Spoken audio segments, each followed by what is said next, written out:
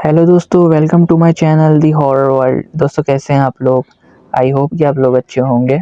दोस्तों आज जो मैं आपको स्टोरी सुनाने जा रहा हूँ वो दो दोस्तों पर बीती एक हॉरर स्टोरी है, उमर और फारूक, जो कि दोनों बेस्ट फ्रेंड थे। तो चलें सुनते हैं इस स्टोरी को उमर की ज़बानी। मैं इस ड्रोनी रात को कभी नहीं भूल सकता। उस रात मैंने अपना एक बेस्ट फ्रेंड खो दिया।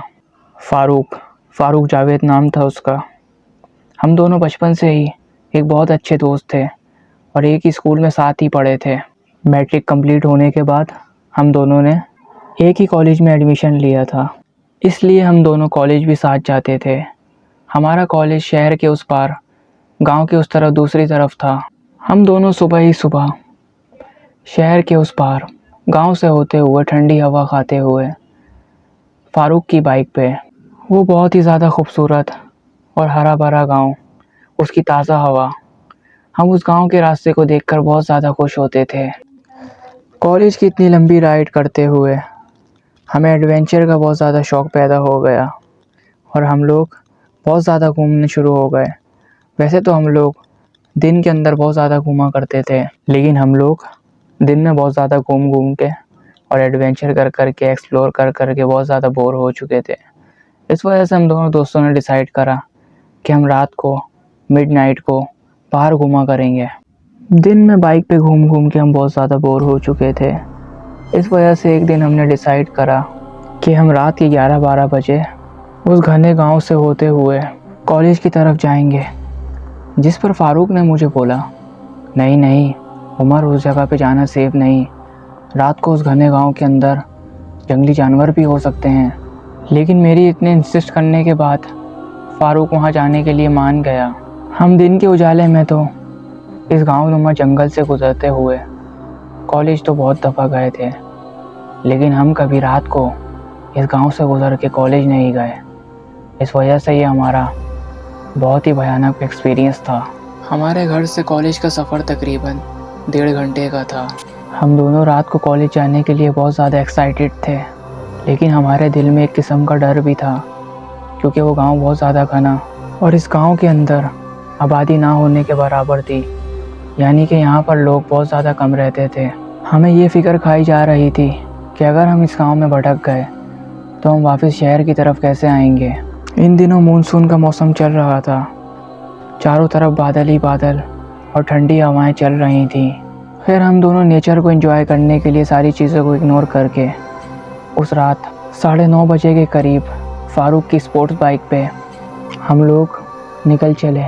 रात के तकरीबन 10 बजे के करीब फारूक की स्पोर्ट्स बाइक उस घने जंगल के अंदर दाखिल हो चुकी थी। आसमान पे एक काली घटा छाई हुई थी, मानो कि घने बादल अभी बरसने वाले हों, और ठंडी हवा ज़ोर ज़ोर से चल रही थी और हमारी स्पोर्ट्स बाइक हवा से बातें कर रही थी। वाकई में बहुत ज़्यादा मज़ा आ रहा था। हम लोग इस मौसम को बहुत ज़्यादा एंजॉय कर रहे थे, लेकिन मुझे फ़िक्र इस बात की हो रही थी कि हम उस सुनसान रोड पे अकेले थे।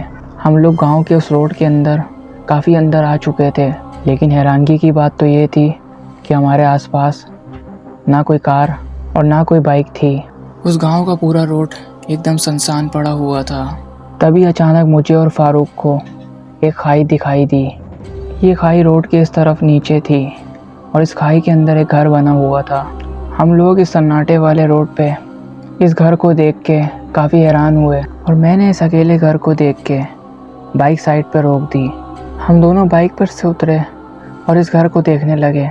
अंधेरे में हमें कुछ नज़र नहीं आ रहा था, लेकिन इत्तेफाक से फारूक अपने साथ लाइट लाया था। हमने इस घर की तरफ लाइट मारी और देखने की कोशिश करी कि इस घर में कोई है भी या फिर ये ऐसे ही खाली पड़ा हुआ है। लेकिन जैसे ही फारूक ने उस घर की तरफ लाइट मारी तो फारूक ने वहाँ पर देखा कि एक बहुत ही खूबसूरत लड़की उस घर की तरफ खड़ी हमें इशारे से अपनी तरफ बुला रही थी कि इधर आओ। ये इशारा करने के साथ साथ घर की तरफ उंगली करके कुछ कहना चाह रही थी। शायद इसके घर में कुछ हुआ हो सकता है इसके घर के अंदर कुछ हुआ हो। हम लोग अभी वहाँ खड़े यही सोच रहे थे, लेकिन हमारे दिल में एक बात और आ रही थी कि हो सकता है लड़की यहाँ पर अकेली हो और यहाँ पर इसका इस्तना सेफ नहीं है। हमें इसकी मदद करनी चाहिए, पता नहीं कि इसकी माँ बेटी हो। हम तो अपने दिल में यही बात सोच रहे थे और हमारी नीयत भी साफ़ थी। ये भी हो सकता था कि इसके घर के अंदर कुछ हुआ हो और इसके फैमिली मेम्बर अंदर ही हों। फिर हम दोनों दोस्तों ने बहुत ज़्यादा हिम्मत करी और हम लोग ये सब कुछ देखने के लिए रोड से नीचे आहिस्ता आहिस्ता नीचे की तरफ उतरे। हम लोग नीचे देख के चल रहे थे क्योंकि वहाँ पर काफ़ी ज़्यादा पत्थर और कांटों वाले नुकीले पेड़ थे। इस वजह से हमें संभल के चलना पड़ रहा था। हम दोनों जैसे ही नीचे की तरफ उतर के उस घर की तरफ आए तो वो लड़की वहाँ से गायब हो चुकी थी। अभी हम दोनों ये खड़े सोच ही रहे थे कि वो शायद घर के अंदर चली गई हो कि चारों तरफ एक अजीब सा सन्नाटा छा गया और जंगल का वो दहशतनाक सन्नाटा और बादलों की तेज़ तेज़ गरजने की आवाज़ बहुत ही ज़्यादा भयानक मंजर पेश कर रही थी। ऐसा महसूस हो रहा था कि बहुत तेज़ बारिश आने वाली हो। इतने में बहुत सारे कौवों की आवाज़ें आने लगी और हम दोनों ने जैसे ही अपना मुंह ऊपर दरख्तों से ऊपर बढ़ा कर देखा, चारों तरफ उस जंगल के अंदर कौवे मंडरा रहे थे और बहुत ज़्यादा शोर कर रहे थे।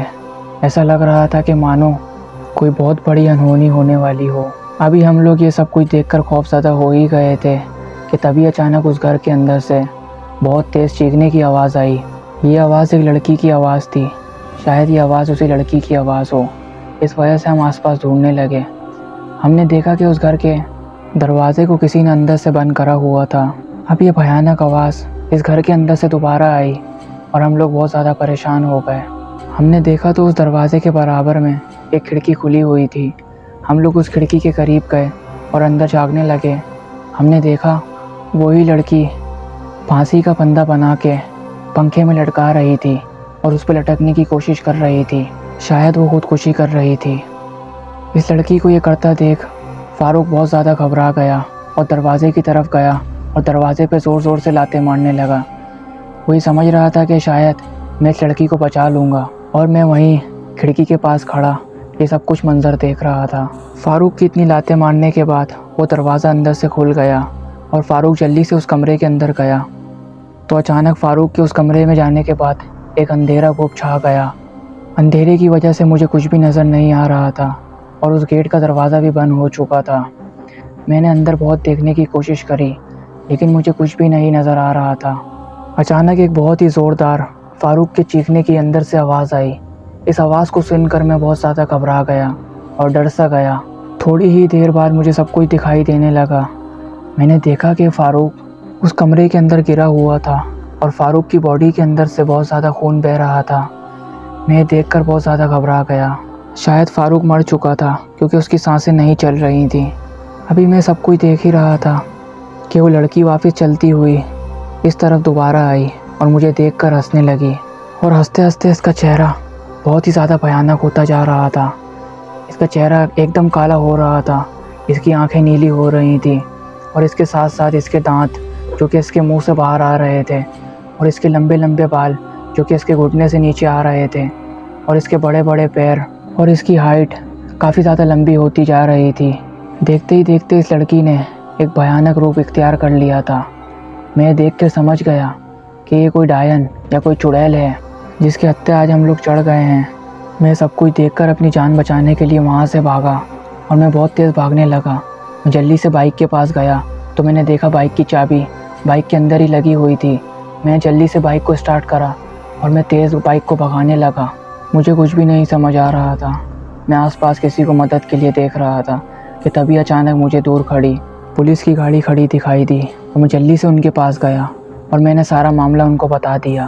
वो मेरी बात सुन के जल्दी से मेरे साथ उसी जगह पर गए तो उन्होंने देखा कि फ़ारूक की लाश उस घर के अंदर पड़ी हुई थी। ऐसा लग रहा था कि इसको उस डायन ने बहुत ही भयानक तरीके से मारा हो। और जैसे ही पुलिस मेरे साथ उस लोकेशन पर गई तो वहाँ पर किसी डायन का कोई नामो निशान नहीं था। मैं सब कुछ देखकर काफ़ी ज़्यादा रो रहा था और मुझे कुछ भी समझ नहीं आ रहा था कि मैं फ़ारूक के घर वालों को क्या जवाब दूंगा। मैंने उस रात एडवेंचर के चक्कर में अपना बहुत ही कीमती और बेस्ट फ्रेंड खो दिया था। इस वाक़ये के दूसरे दिन फ़ारूक के घर वालों को सब कुछ पता चल चुका था और इस वाक़ये के गुजरने के 7-8 दिन तक मुझे काफ़ी ज़्यादा बुखार रहा और मैं बहुत ज़्यादा परेशान रहा। मेरी हालत दिन ब दिन ख़राब होती जा रही थी। मैं कुछ खाता पीता भी नहीं था। लेकिन उस दिन मैंने अपना एक बहुत ही अच्छा बेस्ट फ्रेंड खो दिया था। तो ये थी आज की हॉरर स्टोरी। आई होप कि आपको पसंद आई होगी जो कि उमर ने हमारे साथ शेयर करी। बहुत शुक्रिया उमर। अगर आप ऐसी इंटरेस्टिंग हॉरर स्टोरियाँ सुनना चाहते हैं तो हमारे चैनल को लाजमी सब्सक्राइब करें सब्सक्राइब करने के साथ साथ बेल नोटिफिकेशन को लाजमी प्रेस करें ताकि हमारी आने वाली हर एक वीडियो का नोटिफिकेशन आप तक पहुंच सके। और वीडियो को ज़रूर लाइक करा करें। हम इतनी अच्छी अच्छी वीडियो सिर्फ आपके लिए बनाते हैं और आप सिर्फ इस वीडियो को लाइक कर दिया करें, इससे हमें मोटिवेशन मिलती है। तो दोस्तों अपना बहुत सारा ख्याल रखें, मिलते हैं नेक्स्ट हॉरर स्टोरी के अंदर। जब तक के लिए अल्लाह हाफिज़।